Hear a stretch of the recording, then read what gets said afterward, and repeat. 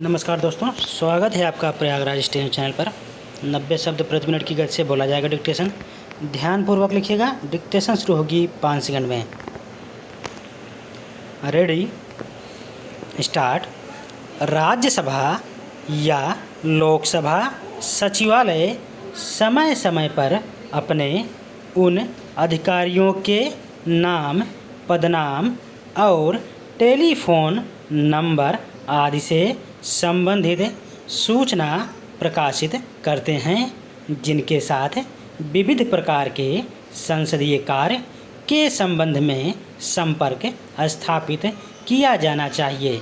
इनको सावधानी से नोट कर लेना चाहिए ताकि ऐसे पत्रादि उनके नाम पर भेजे जा सकें और कोई पत्रादि सभापति अध्यक्ष को सीधे नहीं जाएंगे। प्रश्नों आदि के संबंध में राज्यसभा लोकसभा सचिवालय संबंधित मंत्रालयों विभागों के वे सभी पत्रादि जो सामान्यतः सभापति राज्यसभा या अध्यक्ष लोकसभा को प्रस्तुत किए जाने हों महत्वपूर्ण समझे जाएं तथा उन पर किसी उपयुक्त वरिष्ठ अधिकारी द्वारा स्वयं हस्ताक्षर किए जाएं।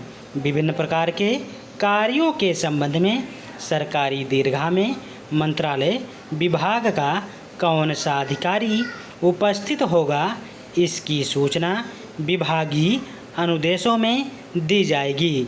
सरकारी दीर्घा में उपस्थित मंत्रालय विभाग के अधिकारी के पास मंत्री महोदय को दिए गए कागजात के सेट की दूसरी प्रति सहित सारे संबंधित कागजात रहेंगे।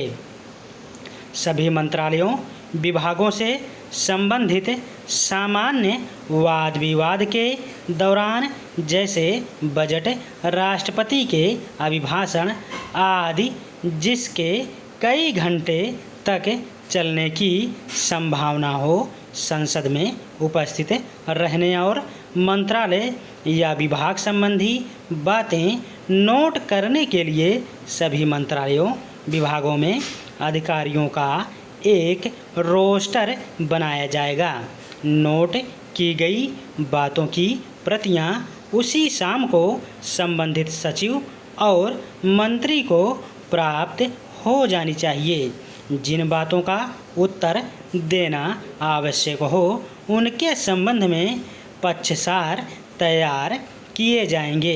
संयुक्त सचिव ने राज्यसभा या लोकसभा सचिवालय को भेजने के लिए जिस सामग्री को अनुमोदित किया हो उसका मंत्री महोदय का अनुमोदन प्राप्त होने तक हिंदी अनुवाद कर दिया जाए। यदि कार्य आवंटन नियमावली के आधार पर यह प्रश्न उस मंत्रालय या विभाग से संबंधित नहीं है तो संबंधित शाखा अधिकारी उस मंत्रालय या विभाग के उपयुक्त अधिकारी को प्रश्न अंतरित करने के लिए टेलीफोन करेगा जिससे प्रश्न संबंधित है।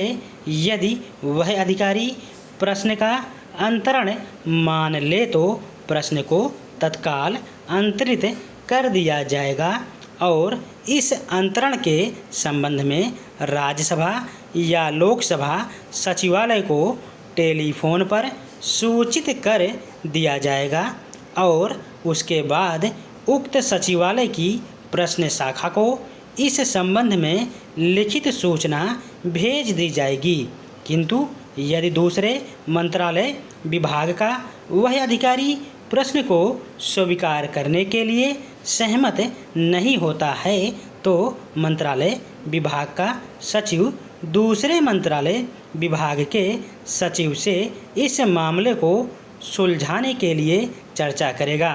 मंत्रालय या विभाग ध्यान में रखें कि जब तक दूसरा संबंधित मंत्रालय या विभाग प्रश्न का अंतरण स्वीकार न कर ले तब तक वह प्रश्न उसी मंत्रालय या विभाग के नाम पर ही रहेगा। जिसे सदस्य ने प्रश्न मूल रूप से संबोधित किया है और प्रश्न स्वीकार व मुद्रित कर दिए जाने के बाद अंतरित नहीं किया जाएगा। अतः मंत्रालय या विभाग प्रश्न के अंतरण के लिए शीघ्र कार्रवाई करें। राज्यसभा में प्रश्नों पर कार्रवाई करने की प्रक्रिया अनुबंध 33 और लोकसभा में प्रश्नों पर कार्रवाई करने की प्रक्रिया अनुबंध 34 में दी गई है।